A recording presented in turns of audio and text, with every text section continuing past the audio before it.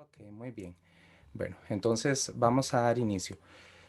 El tema que tenemos hoy, le puse un abordaje psicológico a la ansiedad escénica en los músicos.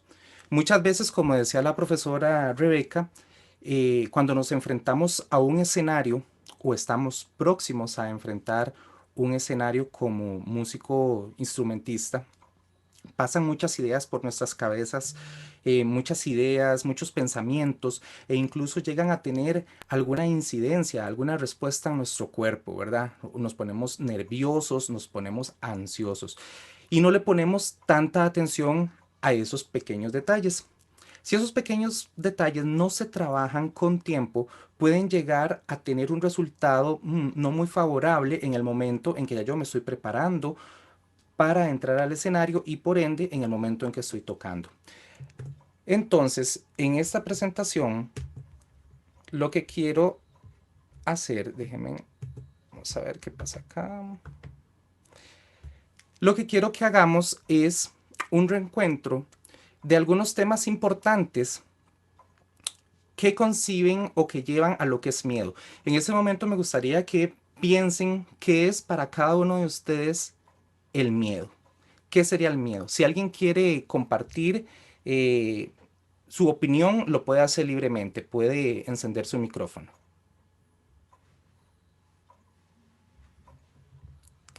¿Ok? Bueno, continúo. El miedo tiene diferentes manifestaciones. Algunas de esas manifestaciones tienen reacciones que van en conjunto, ¿verdad? Entonces, cuando hablamos de miedo, estamos hablando también de algo que va de la mano y es la angustia y la ansiedad. Este señor que tenemos aquí, López Galán, ¿verdad? Del Diccionario de Psicología y Psiquiatría, dice que el miedo es una reacción emocional a una amenaza percibida de forma inminente, a un peligro asociado con impulsos de huir o luchar. O sea, cuando percibimos algo que nos causa temor, tenemos dos opciones. O salimos corriendo, ¿verdad? O tratamos de enfrentarlo. En el momento en que nosotros tratamos de enfrentar ese temor o ese miedo, aparecen lo que viene siendo la angustia. La angustia, estos señores, Leplanché y Bertrand Pontalis, del diccionario de psicoanálisis, dicen que la angustia es una reacción del individuo, o sea, de la persona, cada vez que se encuentra en una situación traumática, es decir, sometido a una afluencia de excitaciones de origen externo o interno, o sea, pueden ser del medio ambiente o de sus propias creencias, que es incapaz de controlar. De igual modo, tenemos lo que viene siendo la ansiedad.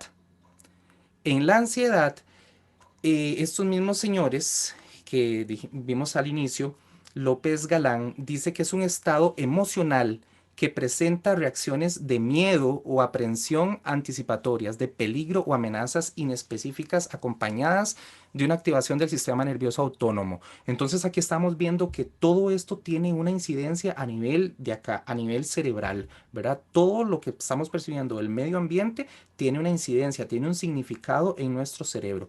¿Qué genera este miedo? Bueno, genera síntomas físicos y síntomas psicológicos que vamos a ver más adelante, también algunos conductuales, también intelectuales, porque podemos ver que cuando tenemos una reacción de miedo, nuestro procesamiento para pensar o para responder o buscar soluciones se puede disminuir. A eso también va la parte cognitiva, o sea, la parte de pensamiento y lo que viene siendo social. Todas aquellas creencias que me hacen a mí cuestionarme cosas que creo yo que es lo que está pasando. Todo este tipo de situaciones me generan cierta ansiedad, ¿verdad? Entonces, el miedo en el escenario, ansiedad en el acto. Hay un verbo que se llama trac, que viene del francés, y es este verbo que tenemos ahí, que dice tracaser.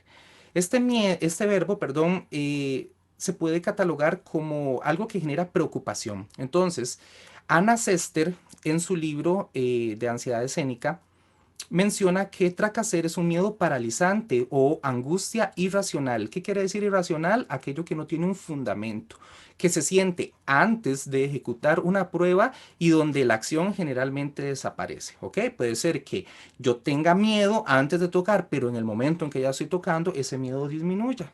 Y quiero dejar en claro aquí en ese punto que sentir miedo, sentir un poquito de ansiedad es normal, no es nada malo. ¿Ok? Miedo en el escenario. Se puede considerar como un estrés agudo o subagudo. Puede incrementarse o disminuirse al iniciar la presentación, que fue lo que estaba diciendo al inicio.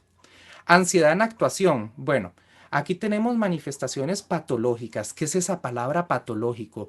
Eso quiere decir algo que tiene que ver con como decir una enfermedad o como una dolencia, ¿verdad? A nivel de psicología hablamos de psicopatología, o sea, aquellas enfermedades o aquellas incidencias que se procesan en nuestra mente y tienen un resultado en nuestro cuerpo o en nuestra conducta. La ansiedad en actuación tiene estas manifestaciones patológicas en el track, comprometen la actuación, la aparición de problemas físicos, motores y psicológicos. Entonces, ¿cómo se manifiesta esto en el escenario? Bueno, se manifiesta a través de cambios fisiológicos. ¿Qué quiere decir cambios fisiológicos? Bueno, a nivel de nuestro cuerpo, por ejemplo, podemos sentir una taticardia muy fuerte, podemos sentir, por ejemplo, cómo nuestras manos comienzan a sudar, ¿verdad? Por ejemplo, para un pianista esto es sumamente problemático, para un guitarrista, para una persona de cuerdas, en general para todo mundo, sentir esa sensación de sudar es un poco incómodo en nuestro instrumento. Tensión corporal, comenzamos a tensar diferentes partes de nuestro cuerpo, hombros, pecho, y si somos instrumentistas de viento, eso se va a reflejar directamente en el sonido. Un sonido pequeño, un sonido chillón, como decimos muchas veces, un sonido nasal. El estado emocional, aquí vemos, por ejemplo, una elevación de hombros, rigidez en los brazos, en el cuello, tensión facial, que para un instrumentista de viento, bueno, llega a repercutir mucho en lo que viene siendo en la embocadura y por ende en la calidad del sonido. No mirar al público, concentrarse en esta parte dentro de la partitura o querer meterse como dentro del atril, ¿verdad? Cambios en el timbre de la voz, entonces podemos ser que hayan variantes en nuestra voz o que nuestra voz se hace más aguda, ¿verdad? O un poco más grave porque hay un proceso de ansiedad o de miedo al cual el cuerpo está tratando de defenderse. Vivencia y valoración mental subjetiva de hallarse en un determinado estado emocional. Estoy nervioso. Cuando la persona reconoce que está nervioso en este punto, entramos en contacto ya con todo nuestro cuerpo y se desencadenan varias sustancias químicas a nivel cerebral que pueden llevarnos en el momento que estamos en el escenario a que lo que venimos practicando con mucho tiempo tal vez no salga como quería. ¿Cómo reacciona esto o esa ansiedad escénica en nuestro cerebro? Bueno, yo aquí les traigo esta imagen del cerebro trino, que es una propuesta del doctor MacLean y es una forma como más sencilla de explicar el funcionamiento cerebral. El doctor MacLean divide el cerebro en tres partes, la parte reptiliana, la parte límbica y el neocórtex. Aquí más o menos es una representación, ¿verdad? Aquí está la parte del tallo cerebral, aquí está la parte límbica, donde está la amígdala, ¿verdad? Donde se registran todas las emociones, y el neocórtex, que tiene que ver con toda la razón y con todos los procesos motores.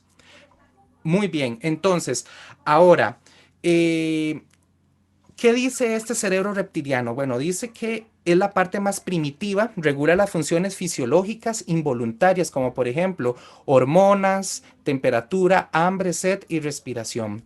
Al mismo tiempo, estamos ahora en el sistema límbico que dice emociones.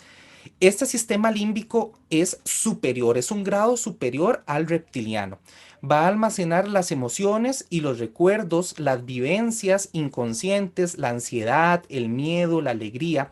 También se van a liberar hormonas del estrés como la dopamina, la adrenalina, la serotonina y el cortisol, que son sustancias que están en nuestro cerebro, sustancias químicas.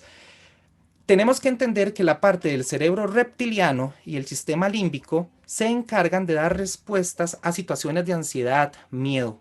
Ahí les puse, por ejemplo, como el huir de un tigre. Si estamos caminando por el centro de Cartago por las ruinas y de un momento a otro vemos que viene un tigre. ¿Cuál sería nuestra reacción? Bueno, huir, gritar, pero no quedarnos ahí parados, ¿verdad? Como diciendo, ay, viene el tigre y me va a comer. No, es esta reacción que está teniendo estas dos partes, que viene siendo la parte reptiliana y la parte límbica. Ok, continuamos. Entonces, respuestas que generan el sistema límbico. Bueno, aumento en la presión arterial, aumento en la frecuencia cardíaca, palpitaciones, oxígeno y glucosa, ¿verdad? La sangre abandona el tubo digestivo y se va a direccionar a diferentes músculos, entonces se viene paralizando la digestión. Es cuando sentimos horas antes, tal vez del recital, que no podemos comer, como que todo esto se cierra, ¿verdad? Es una inhibición de las funciones de nuestro sistema psíquico. Se relaja el esfínter urinario, entonces en este momento se vienen dando problemas de que siento que tengo ganas de orinar en el momento de justo antes de entrar al escenario, ¿verdad? O incluso al revés, se producen problemas de enuresis y encopresis, entonces se producen diarreas antes del recital o días antes. Se inhibe el sistema inmunitario, por ejemplo, urticarias, aparecen picazones, alergias, catarro, dolor de garganta, infecciones, porque el sistema inmunológico por el estrés se va a bajar, lapsus que vienen siendo fallos en la memoria. Si estamos tocando de memoria, por ejemplo, se nos olvidó un pasaje de nuestra música y se falla toda la interpretación. En este momento, ahora nos vamos a ubicar en la tercera parte, que es la parte superior, que es el neocórtex. Esta parte es la parte más racional de nuestro cerebro, es donde se procesan de forma consciente las emociones. O sea, me doy cuenta de que estoy feliz, que estoy triste. Controla los movimientos voluntarios. Se dan los procesos cognitivos, o sea, los procesos de pensamiento, el habla, la concentración y la resolución de problemas. La corteza dice que nos permite dirigir nuestras emociones, lo que yo siento en ese momento que estoy tocando, controlar nuestras reacciones y desmentir aquellos pensamientos negativos que aparecen de forma inesperada y carecen de fundamento. ¿Ok? Esto nosotros en psicología le llamamos pensamientos automáticos o ideas irracionales, aquellos pensamientos que llegan, invaden nuestra mente y una idea que está ahí y que no la podemos cuestionar, que no tiene tal vez coherencia con la realidad, pero para la persona es algo verdadero. ¿Cómo se va a manifestar esta ansiedad en el cuerpo? Bueno, para esto tenemos que pensar cómo me siento días antes del recital. ¿Ok? Y días antes, aquí estamos hablando de no 2 días, 15 días, un mes, 2 meses. Y quiero dejar en claro acá que la mejor preparación para la ansiedad o el miedo escénico para un recital no es prepararse una semana antes, 15 días antes, 22 días antes. Es una preparación que inicia desde el momento que nos matriculamos en nuestro instrumento, desde el primer momento que comenzamos nosotros a estudiar nuestro instrumento, ¿verdad? Entonces, esta preparación constante me va a llevar a mí a un proceso de autorregulación que lo vamos a ver más adelante y por lo tanto me va a dar herramientas para poder desarrollarme eficientemente. También es muy importante pensar qué siente mi cuerpo o cómo siento mi cuerpo minutos antes de subir al escenario. ¿Me siento ansioso? ¿Me siento alegre? ¿Me siento triste? ¿Qué experimenta mi cuerpo durante la presentación pública en el escenario? Muy importante, muy, muy importante esto. ¿Por qué? Porque es el momento, se supone, y en muchos casos tuve varios profesores que les decía, súbase, disfrútelo esto y el otro, ¿verdad? Pero ¿cómo voy a disfrutar si tal vez no he podido llegar a controlar esta parte emocional, ¿verdad? Que me imposibilita a mí disfrutar. Entonces, primero tenemos que trabajar la parte emocional de lo que viene siendo enfrentarse al escenario para poder luego tocar en el escenario y sentirme bien, sentirme cómodo. Manifestaciones físicas y psicosomáticas. Bueno, explico qué significan esas palabras físicas en nuestro cuerpo. Por eso puse esa imagen ahí como de rayos X, ¿verdad?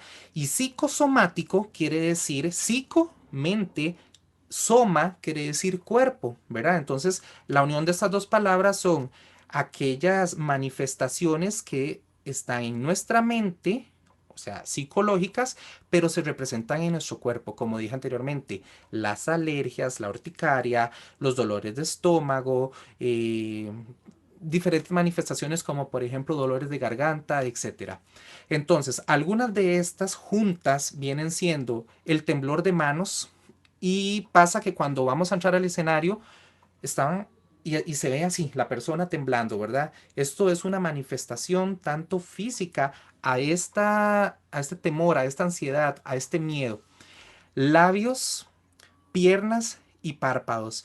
Todo esto comienza a temblar. Muchas veces hemos sentido que no podemos ni siquiera apoyarnos fijo en nuestros pies o que nuestros labios se secan si somos instrumentistas de viento, ¿verdad? Aceleración del ritmo cardíaco conforme ya se acerca.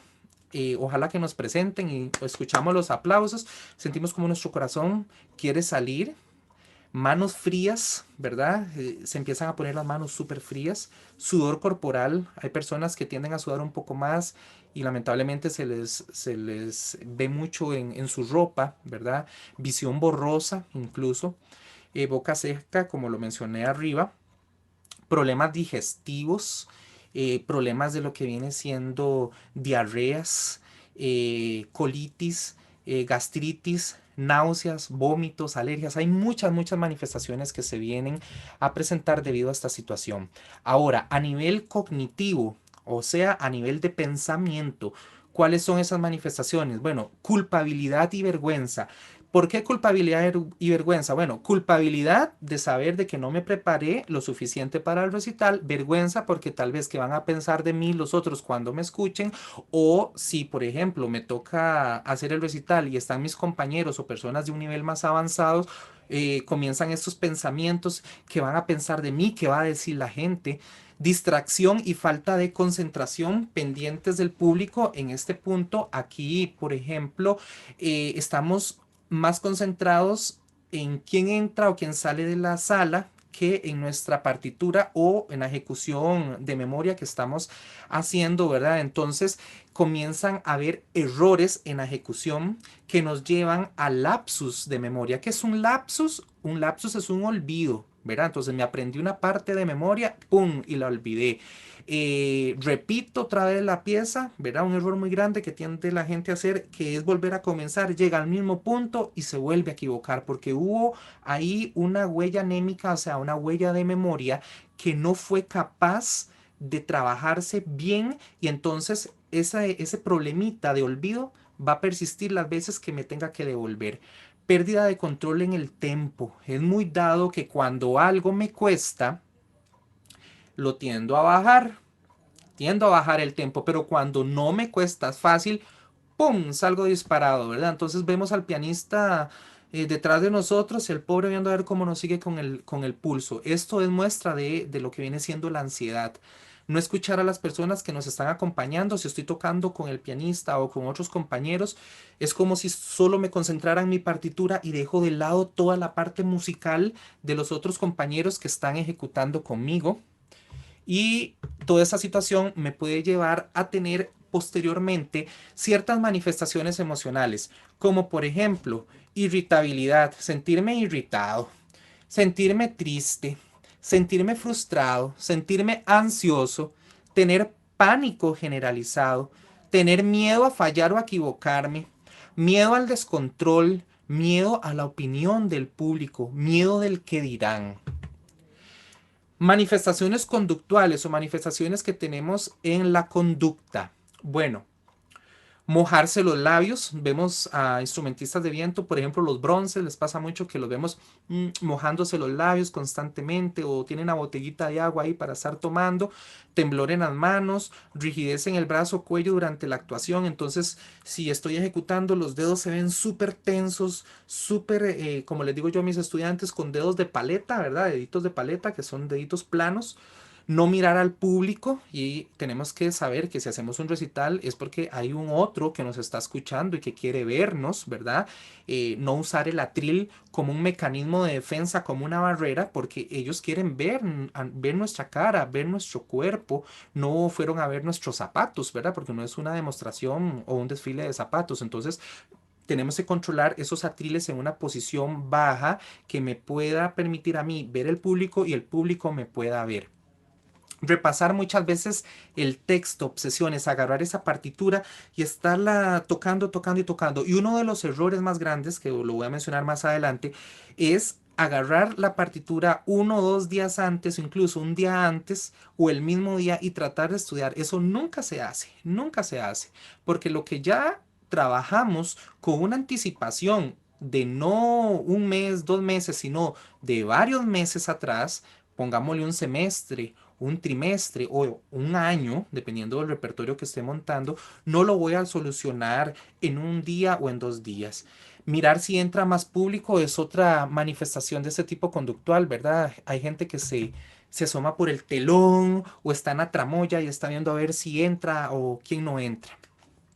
Pero ¿qué podemos hacer nosotros, los músicos, para controlar esa ansiedad escénica? Bueno, primero que todo, tenemos que aprender a reconocer que tenemos miedo.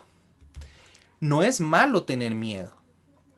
Es importante sentir miedo. ¿Por qué? Porque el miedo me ayuda a activarme. Pero eso sí, tenemos que tener un miedo con mesura. Tenemos que aprender a controlar y dominar nuestros pensamientos, nuestras conductas y nuestras respuestas fisiológicas para que ellos no intervengan en nuestra interpretación. Desmentir todas aquellas ideas irracionales. ¿Qué espera el otro de mí? ¿Qué está esperando, por ejemplo, mi profesor de mí? ¿Qué está esperando mi compañero? Actividad física es muy importante de la mano de una muy buena alimentación y de la mano de horas de descanso. Conocer el cuerpo. Todo lo que mencioné anteriormente a nivel físico y psicosomático es importante porque puede ser que a mí no me dé trastornos digestivos, pero que me dé, por ejemplo, sudoración excesiva o la boca seca. Entonces tengo que conocer qué le pasa a mi cuerpo en esos momentos en que estoy con una ansiedad, con un miedo extremo, ¿verdad? ¿Qué pasa? No realizar prácticas excesivas. Aquí tenemos que recordar que la cantidad no es calidad. Hay que ver una planificación del estudio. No estudiar antes de la actuación en público, jamás. Realizar prácticas de rutina con público. Eso es muy importante. Escoger un ambiente cómodo y agradable con diversos públicos. ¿Y por qué pongo aquí sistema límbico? ¿Qué dijimos del sistema límbico? Que es el que se encarga de toda la parte emocional. Entonces, si yo practico y hago conciertos en un lugar bonito, llamémosles conciertos de fogueo, y fue una respuesta o fue una emoción agradable, eso nuestro cerebro lo comienza a registrar como algo bueno y no como algo traumático. Entonces, esos son uno de los pasos importantes, una buena preparación antes, incluso puede ser con nuestros mismos compañeros de instrumento. Prácticas musicales mentales sin el instrumento. Bueno, aquí es lo que se llama estudio mental. Por ejemplo, imaginarme que tengo yo el saxofón, digo saxofón porque es mi instrumento, entonces hago el gesto con mi cuerpo como si estuviera interpretando, pienso la melodía, la imagino en mi cabeza, practico la respiración, practico el solfeo entonado, canto y al mismo tiempo que canto, digito, entonces logro establecer relaciones o caminos o redes con nuestro cerebro y lo que pasa con nuestros dedos. Imaginar y recrear mentalmente el momento del concierto recital. ¿Cómo va a ser mi recital? ¿Cómo será la sala? ¿Va a tener estos adornos? ¿Qué ropa me voy a poner? ¿Me voy a poner este vestido? ¿Me voy a poner este pantalón? ¿Me voy a poner esta camisa, esta corbata, estos zapatos? Recrearse en el momento es muy importante porque nos ayuda a anticipar y a conocer las respuestas que podamos tener más adelante. Luego, buscar un equilibrio entre las horas de estudio y las de descanso. Esto es muy importante. Buscar un lugar con buenas condiciones para realizar el estudio. Definir el momento del día, mañana, tarde y noche. Aquí yo quiero decir que el dicho es de que el que madruga Dios le ayuda, ¿verdad? Que es súper conocido. No es cierto, no es tan así. Yo creo que Dios le ayuda a todo el mundo en el momento que decida estudiar, ¿verdad? ¿Por qué? Porque no todos los cerebros funcionan igual. No todos los cerebros funcionan igual en la mañana, en la tarde o en la noche. Entonces tengo que identificar cuál es esa parte del día que mi cerebro está óptimo para el aprendizaje. Conocer las capacidades del aquí y el ahora. ¿Qué puedo hacer yo ahora con el saxofón? Bueno, puedo hacer el vibrato, puedo hacer staccato, ¿ok? Pero más adelante me gustaría utilizar el slap, o estudiar otra técnica, pero ahorita no lo puedo hacer, sino que tengo que lograr definir esto que tengo ahorita y luego poco a poco ir construyendo un nuevo conocimiento. No rayar o contaminar las partituras con mucha información extra. Este es un consejo que yo les doy, es un consejo mío, ¿verdad? No es que es la verdad, es un consejo mío como psicólogo, que yo creo en el inconsciente, y para mí marcar una partitura, y hay gente que le pone, si puede hasta le pone, pudiera, le pone calaveras y sangre y todo, cuidado aquí, esto no sale y lo otro. Entonces, ahí te estás condicionando mentalmente para que en el momento en que estés tocando en público, donde ya, por ejemplo, la ansiedad va a estar mucho más elevada. ¿Por qué? Porque va a haber un estímulo externo que va a ser el público, ¿verdad? Y toda la atención, si el recital tiene nota, entonces llegas a esa parte y tu cerebro dice, uy, recuerda que viene aquello, donde te equivocabas, donde te suena el pitazo, donde no te sale, y probablemente, ¡pum!, eso llegue a pasar. Entonces, un consejo de mi parte es, no rayen las partituras, tengan una hoja en blanco y agarra una partitura y dice, ok, reforzar tal y tal tema, reforzar tema B, ver el estacato, revisar los intervalos, mejorar el sonido, la afinación en tal punto. Entonces, usted trabaja esos puntos, ya lo logró trabajar, lo tacha, lo desecha y al tarro de la basura, porque ya eso quedó consolidado en su cerebro.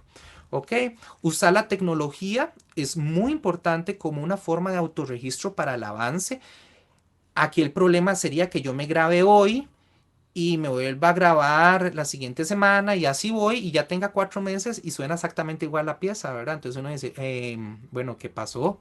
Aquí hay algo malo. En realidad, cada grabación es un avance, es un autorregistro, es un feedback, es una retroalimentación que personal, ¿verdad? Que me dice, ah, mira, antes no podía hacer esto, pero ahora sí. Y al mismo tiempo es una forma de motivación. No compararse con el otro. A mí no me importa que mi compañero, por ejemplo, pueda hacer respiración circular árabe o respiración continua, ¿verdad? Y yo necesite respirar cada 5 compases para poder tocar el, el extracto musical. Si la obra no pide respiración continua, entonces, ¿por qué me preocupo si el otro lo puede hacer y yo no?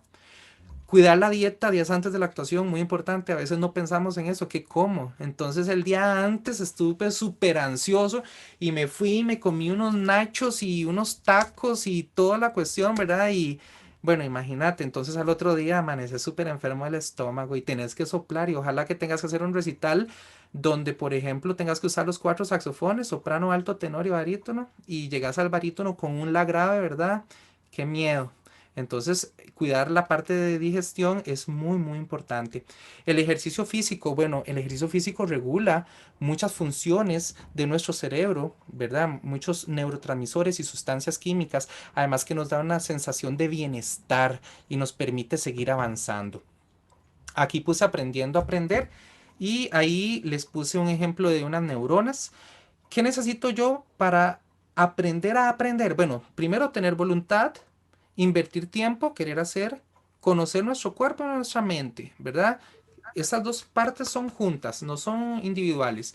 Cambiar la rutina para generar avances. Si estoy estudiando de la misma forma y no avanzo, es que estoy haciendo algo mal. Tengo que verificar, hacer una introspección, una mirada hacia adentro, que de los temas o de las formas en que estoy estudiando, y ver que estoy fallando, o pedirle consejo a mi profesor o a mi profesora y cambiar esas formas, esas rutinas. Planificación estratégica, qué voy a estudiar, cómo lo voy a estudiar y cuándo lo voy a estudiar. Autorregulación, que lo vamos a ver más adelante. Metas y objetivos, qué quiero yo hacer con esto que estoy estudiando. Antes de iniciar el estudio, uno podría preguntarse estas preguntitas que tenemos ahí y generarles una respuesta. Por ejemplo, ¿qué debo mejorar con esta obra que voy a tocar? ¿Cómo lo voy a hacer? ¿Qué pensamientos y emociones estoy experimentando antes de iniciar mi estudio? Eso es muy importante. ¿Cómo me siento físicamente con esa obra que tengo? Porque puede ser que, y eso pasa, ¿verdad? La música tiene una respuesta a nivel cerebral, y algunas obras nos causan malestar, ¿verdad? Otras nos causan una sensación de bienestar.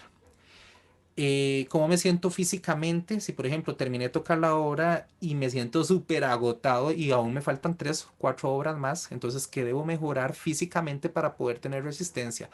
¿Cuáles son mis debilidades y cuáles son mis fortalezas? Es muy importante. ¿Por qué o para qué realizo mi práctica musical? ¿Cuáles son mis metas y cuáles son mis objetivos?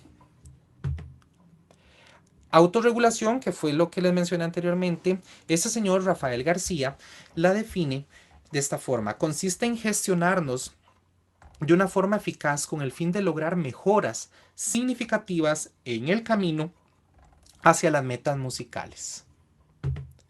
Entonces, ¿qué implica la autorregulación? Conocerse a uno mismo, tener metas claras, planificar el estudio, supervisar el trabajo, ya sea con elementos electrónicos como grabarse o pedir ayuda a nuestro profesor o a nuestra profesora, tener el control de lo que estoy haciendo, saber qué es lo que hago, saber que estoy haciendo una buena embocadura, que estoy haciendo buena respiración y reflexionar. ¿Cómo me siento yo? ¿Qué puedo cambiar? ¿Qué puedo mejorar? Recordemos esta palabra, introspección es como una mirada hacia adentro. Y preparándome con anticipación, bueno, organizar eficientemente el estudio, organizar el lugar de estudio, que sea un espacio bonito, agradable, ventilado, en el cual nos sintamos bien, adornémoslo con cosas que nosotros tengamos, con el artista musical que yo admiro, eso es muy importante. Tener los materiales necesarios, tener pausas, tener control de nuestro cuerpo, concentrarse. Estudio mental y visualizaciones, que fue lo que le dije anteriormente, que estudiar con el gesto, con el instrumento, pensar como que estoy tocando, visualizarme en el momento de la presentación. Dice realización y reflexión de la práctica, acuerdo con los objetivos, metas y tiempos. Si no nos establecemos metas, si no nos establecemos objetivos, entonces no podemos reflexionar de esto. No sé para qué estoy estudiando, qué quiero yo lograr con eso. Fases de trabajo al estudiar una nueva obra musical. Bueno, esos son algunos elementos que vamos a tener en cuenta para poder tocar o interpretar de una forma eficaz en nuestro recital en público. Primero, cuando iniciamos a estudiar una obra tenemos que hacer una lectura general lenta con metrónomo. Eso es casi, ¿verdad? Como lavarse los dientes todos los días. Una lectura informativa. ¿Y a qué se refiere informativa? Ve la musicalidad, los matices, las articulaciones que están en esa partitura. Escogencia, selección y división de pasajes de la estructura de la obra. ¿Qué voy a estudiar? El tema A, el tema B, dónde repite el tema A, qué estructura tiene la obra, es ABA o solo es AB, tiene A', etcétera. Definir pasajes que requieran un mayor desarrollo técnico, o sea, entonces estudio por bloques, defino del tema A al tema B o del compás 1 al compás 10. Veo cuáles son las dificultades a nivel de sonido, a nivel de distancias de notas, o sea, a nivel de intervalos, y los trabajo por aparte. Y luego trato de unir ese bloque donde terminan esos compases con el siguiente compás del bloque que voy a estudiar nuevo y trato de unirlos. También reconociendo pasajes críticos, lo que les dije, no marcar la partitura, crear imágenes mentales de la obra. ¿Qué me hace a mí sentir la obra? ¿Qué ideas, qué película mental me pasa a mí por la cabeza cuando toco, qué sé yo, el concierto de Alexander Glazunov para saxofón y orquesta? Preguntas generadoras de información, comprobación eficaz y eficiente de lo estudiado. ¿Cómo debe ser una interpretación de calidad? ¿Cómo creo yo que tiene que ser eso? ¿Mi interpretación cumple con las características musicales que dice la partitura? ¿Cuáles cualidades físicas y psicológicas necesito para lograr una interpretación eficaz y eficiente? Control del miedo escénico, creencias personales, ideales yoicos. Bueno, eso es muy psicológico. Eso es pensar qué creo yo que los demás están pensando de mí y qué creo yo que los demás deberían pensar de mí.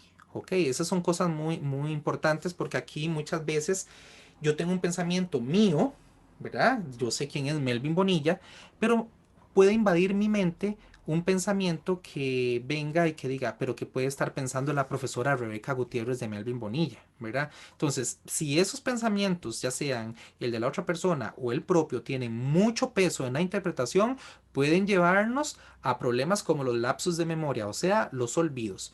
Pensamientos automáticos e ideas irracionales, que lo dije anteriormente, esos pensamientos que llegan e invaden y esa idea que se mete obsesivamente en nuestra cabeza y que no se puede cuestionar, es una verdad absoluta.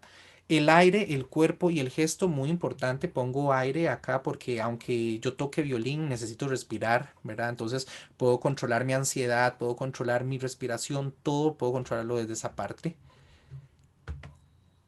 Y aquí les puse un ejemplo de una partitura. Esto es el segundo y el tercer movimiento de cuadros provinciales para saxofón y piano.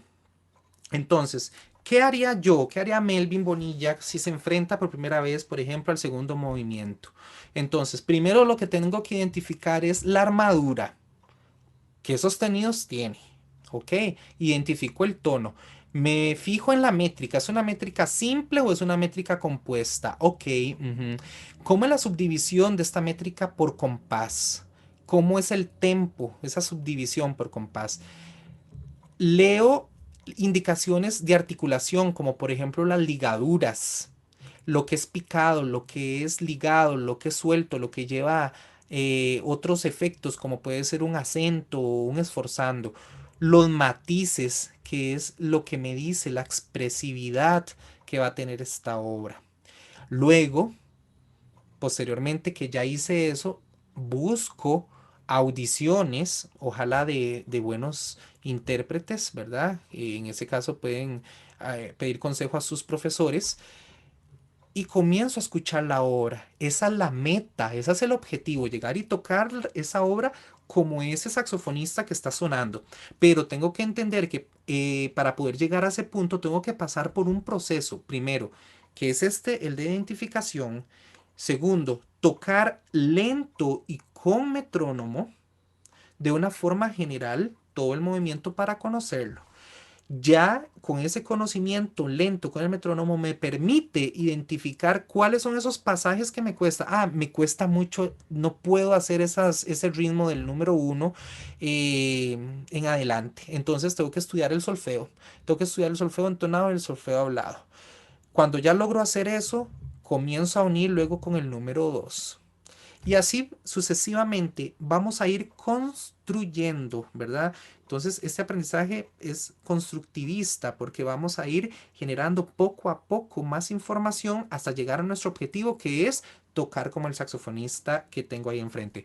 Lamentablemente, les digo que si no es porque ya uno tenga una experiencia de muchos años, puede enfrentarse a ciertas músicas y enfrentarse de una forma eficiente, tal vez no al 100%, pero de una forma que uno dice razonablemente bien, pero todo mundo necesita estudiar, estudiar y estudiar de forma constante. No puedo pretender llegar y tocar un recital si yo no me he preparado anteriormente, si no he venido desarrollando todo este proceso de rutinas. Continuamos. Fortalecer la memoria. Bueno, eliminar informaciones poco claras de la partitura. No usar los anteojos y tengo que usarlos, por ejemplo, porque sin lentes yo no veo y tal vez, no sé, las chicas quieren verse más bonitas en el recital y no se ponen los anteojos, ¿verdad? Y tal vez está la luz del escenario muy fuerte y de esta pobre chica no ve nada, lo que ve son parchones oscuros, ¿verdad? Y aparte de eso no logra distinguir a distancia el atril, lo que dice la partitura, entonces imagínense en el caos. Consolidar una información aprendida antes de aportar nuevos datos, que fue lo que les dije anteriormente. Mantener la motivación y la atención. Cuando una información nos parece poco interesante, nuestra atención va a disminuir. Entonces tenemos que buscar motivadores internos y externos. Hacer un plan de estudio y ensayo. Estructurar la obra por secciones, ya sea para una memorización o un estudio establecido en objetivos y metas. El aprendizaje dice que es mejor cuando trabajamos periodos cortos en sesiones repetidas de tiempo. Aquí tenemos que ver, conocer ciertas experiencias personales en el escenario. Y aquí es esto, bueno, si hay algunos profesores de enseñanza músico-instrumental, les puse acompañamiento porque va más orientado a brindar ese apoyo o ese soporte emocional al estudiante que se tiene que enfrentar a su recital. Entonces, generar un espacio para comunicar las experiencias que se han tenido a nivel individual y grupal en la clase de instrumento es esencial, es sumamente esencial Conocer al estudiante más allá del sonido musical, conocer al estudiante desde el individuo, desde persona, desde sus gustos, desde sus intereses, desde sus experiencias como músico, si es que ya se ha enfrentado, ya sea de forma grupal o individual al escenario. Escuchar experiencias que no son tan enriquecedoras y generar un espacio de desahogo. Ahí les puse una técnica que se llama diffusing.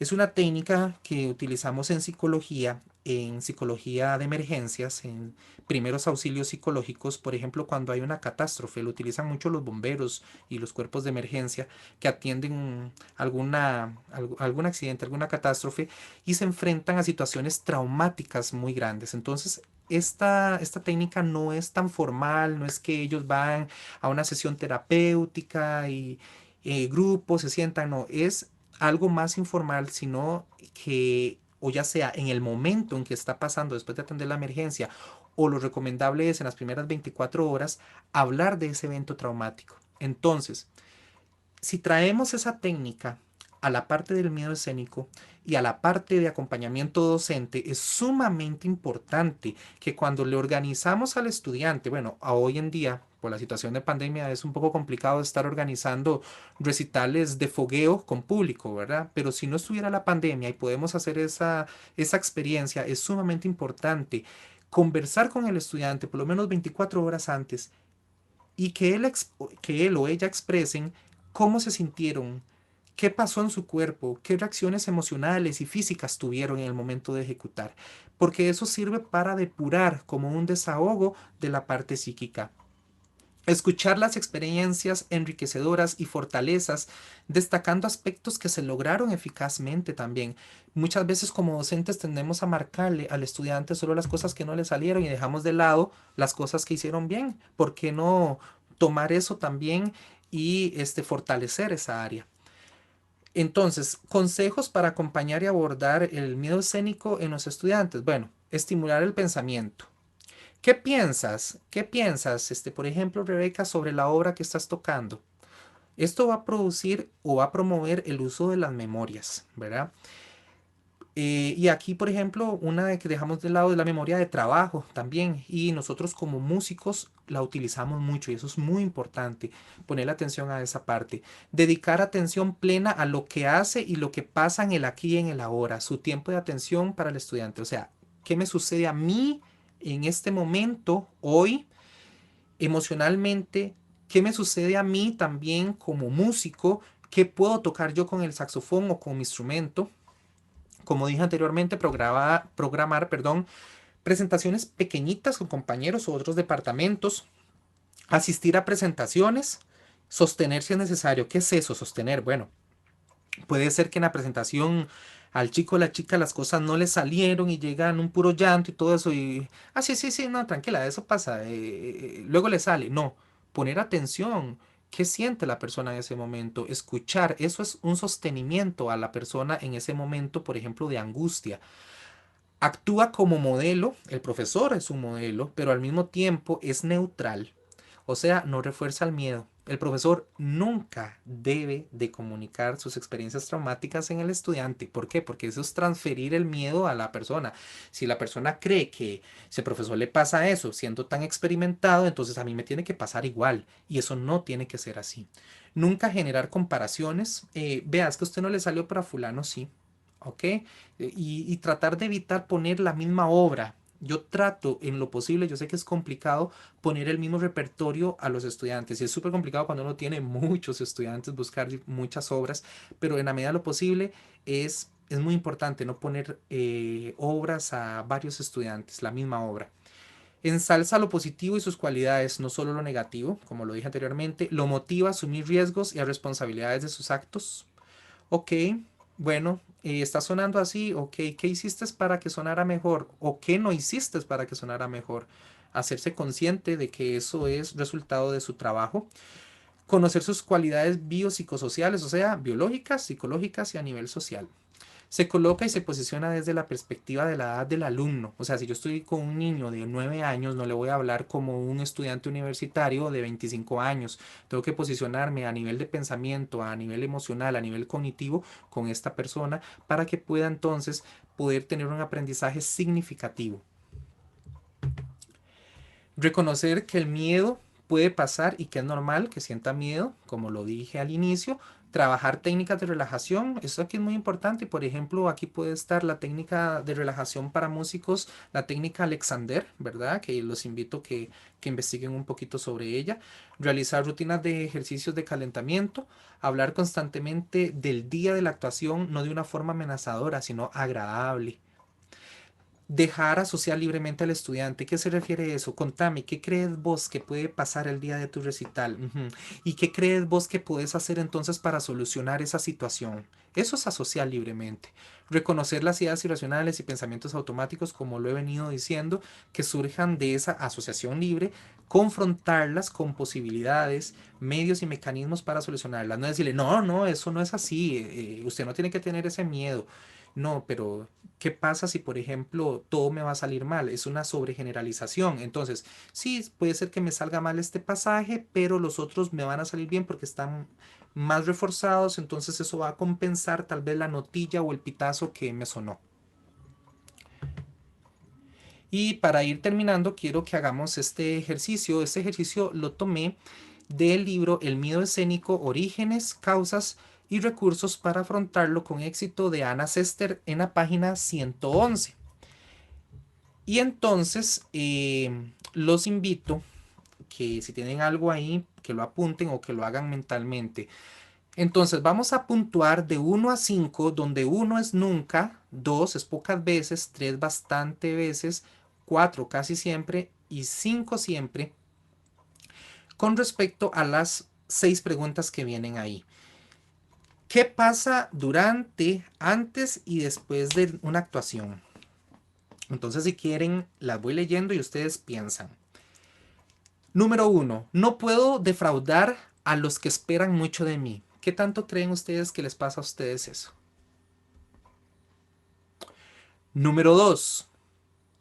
Seguro que cuando llegue ese pasaje me equivocaré. ¿Les pasa nunca, pocas veces, bastantes veces, casi siempre o siempre? 3. Los que me conocen me han notado nervioso. Me valoran menos. 4. Mientras estoy en el escenario, el público está pendiente de mis errores.